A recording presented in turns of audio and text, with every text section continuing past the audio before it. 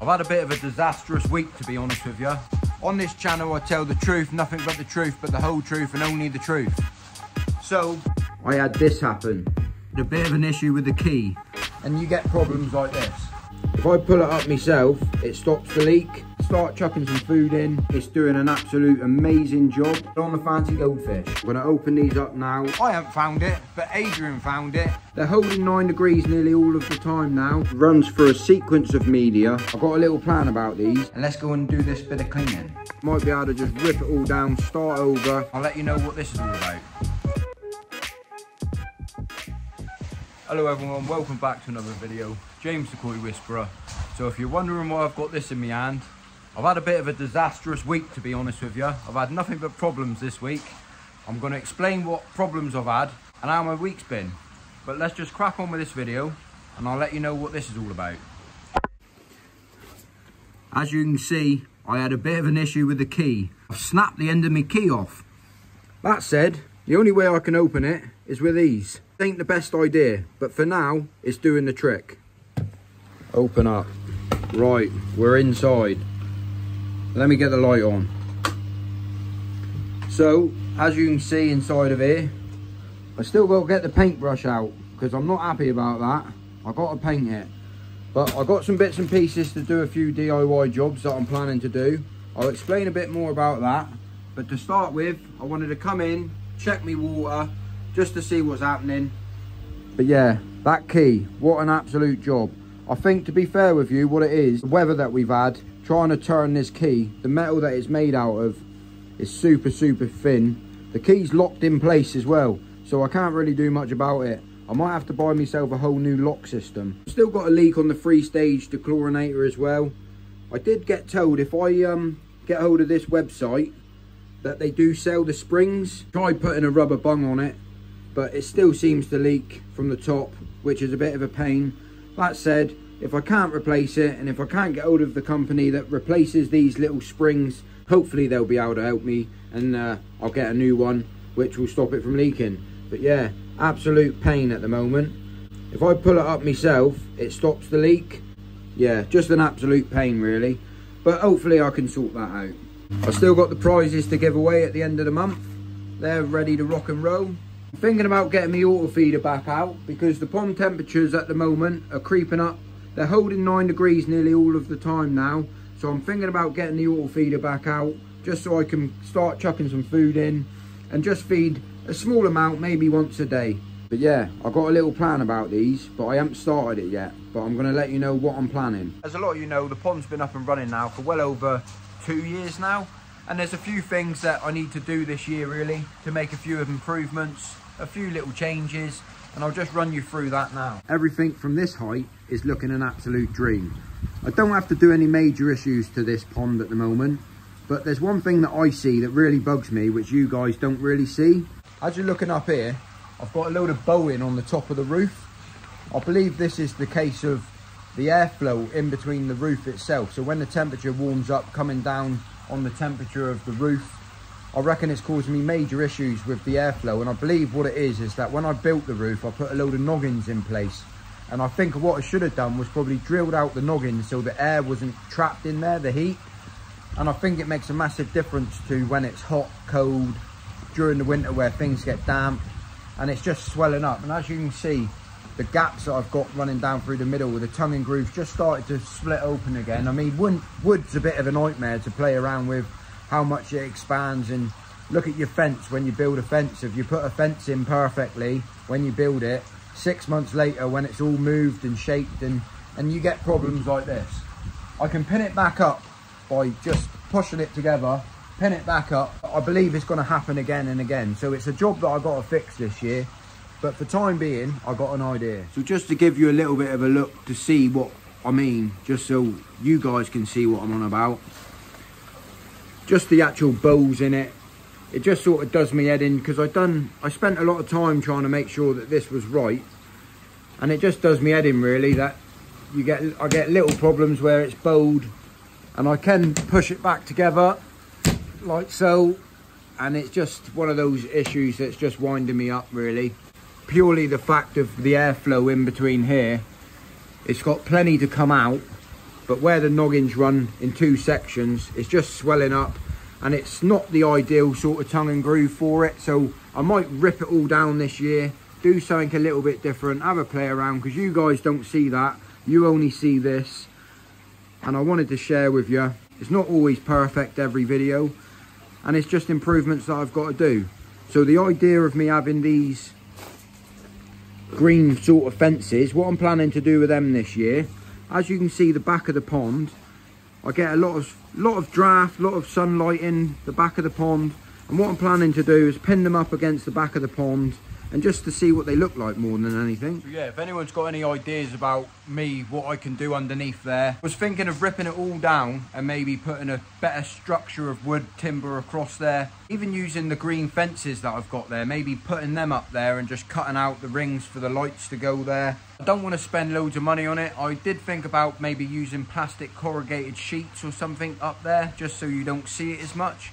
But I don't know, anyone's got any ideas of what I may be able to do, write it down in the comment section. It'd be very much appreciated. As I said before, I could patch all this up, screw it back up, but I reckon it's going to happen again and again and again, because the tongue and groove that I used is probably not man enough for the job. At the time, it's lasted 2 years, it worked a treat, just something that I need to change now. Right, so one other issue that I've had this week, it's been a major issue. So I'm going to take you into the front room and show you one of the fish tanks that I've recently just set up, because I've had nothing but a problem with it. Well, this tank's been up and running now for 2 weeks. The plant at the back is growing fabulous, looking amazing. The tank in question, all of the fish settled in lovely. The moon beta that I've got, showing off all of its colours in glory, absolutely made up with this fish. This fish I've actually called the Whisperer. This tank has an inlet this side across the top of the tank. It runs through a sequence of filter media around the back of the tank, so the filtration is in behind the back of the tank, hidden away.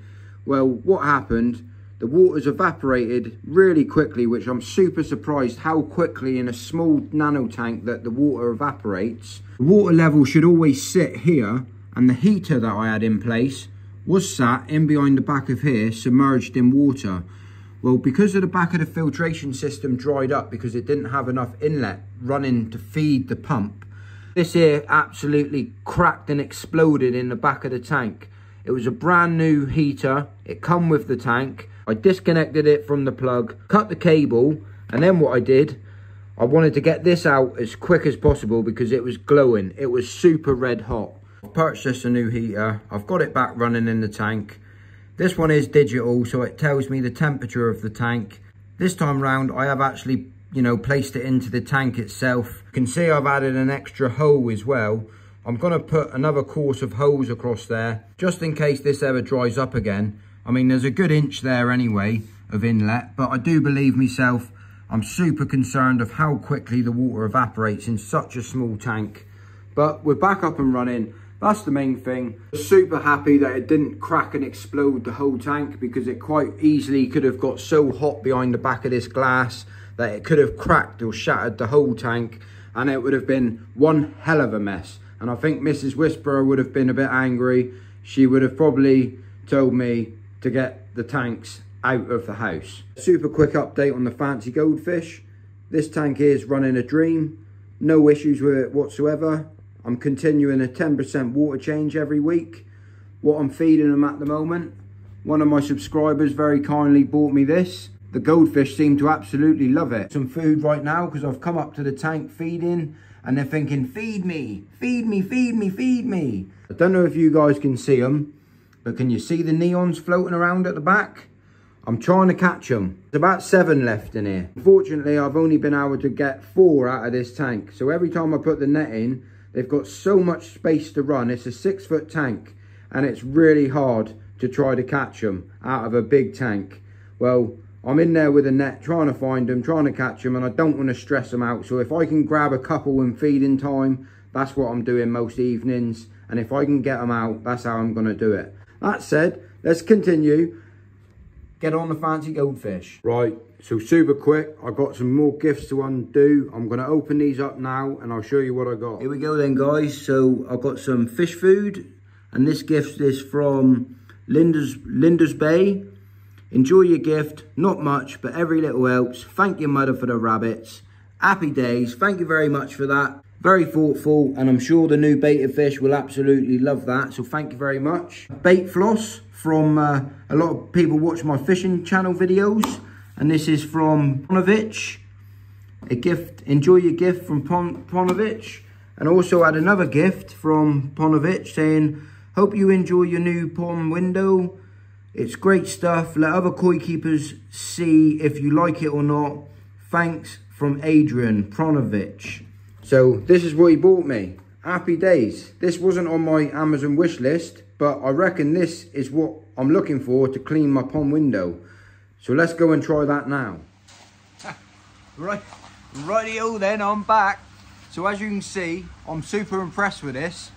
So to start with, a lot of you know, I've been struggling to try to work out an idea of how to clean my pond window a little bit more effectively, I don't know, a little bit more easier. I've been using several different techniques. I've got a tank scraper, I've got a brush, and this idea I think will work an absolute treat. So this is an absolute quality idea. It's got like a real thick emery cloth on the outside of the window, outside of the brush itself. It's got an extendable pole, so no getting a cold hand anymore. I'm just going to put it to the test and see how we get on. So thank you very much, Adrian. I'm going to see how it gets on, and I'm going to report back to you, because this whole channel really is about little ideas like this. If this little idea makes it easier for you guys, if you have a pond window, to do a bit of maintenance, then happy days. It works for everybody. Very, very thoughtful of Adrian to send this out for me on his own behalf. This wasn't on my Amazon wish list. It's a great idea. I'm super made up by it, and I reckon it's going to work a treat. So I'm going to put it to the test now, and I'll report back to you in a couple of minutes.